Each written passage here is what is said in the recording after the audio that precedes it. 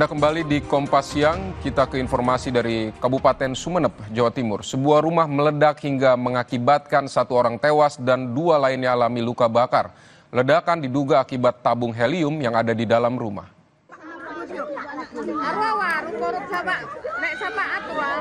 Saudara, ledakan terjadi di sebuah rumah di Desa Kalianget Barat, Kecamatan Kalianget, Kabupaten Sumeneb, Kamis siang. Saat kejadian, suara ledakan keras terdengar sampai 2 kali. Suara ledakan itu terekam CCTV warga yang tidak jauh dari lokasi kejadian. Berdasarkan temuan di lokasi, ledakan diduga disebabkan oleh tabung gas helium di dalam rumah. Akibat ledakan ini, 1 orang tewas dan 2 orang mengalami luka bakar.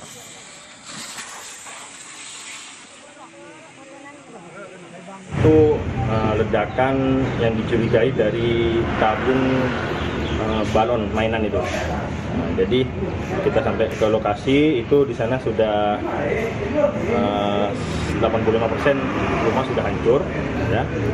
Terus ada korban yang juga pada saat kita sampai di lokasi sudah ada penanganan, dan sudah dibawa ke rumah sakit.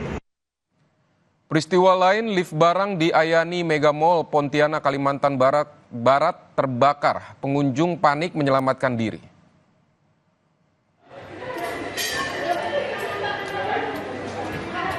Saudara, kebakaran di lift barang mengakibatkan asap pekat menyelimuti hampir seluruh gedung Mega Mall Pontianak pada Kamis siang kemarin. Pengunjung dan tenan pun panik berhamburan keluar gedung. Api diduga berasal dari percikan api hasil pengelasan yang menyambar barang mudah terbakar di bawahnya. Setengah jam kemudian, api berhasil dipadamkan. Tak ada korban jiwa dalam peristiwa ini.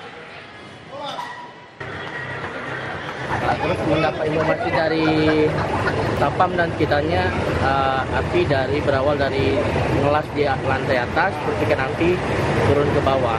Di bawahnya ada sampah atau kabel, jadi mengeluarkan asap. Berarti itu lift kargo ya? Lift kargo ya.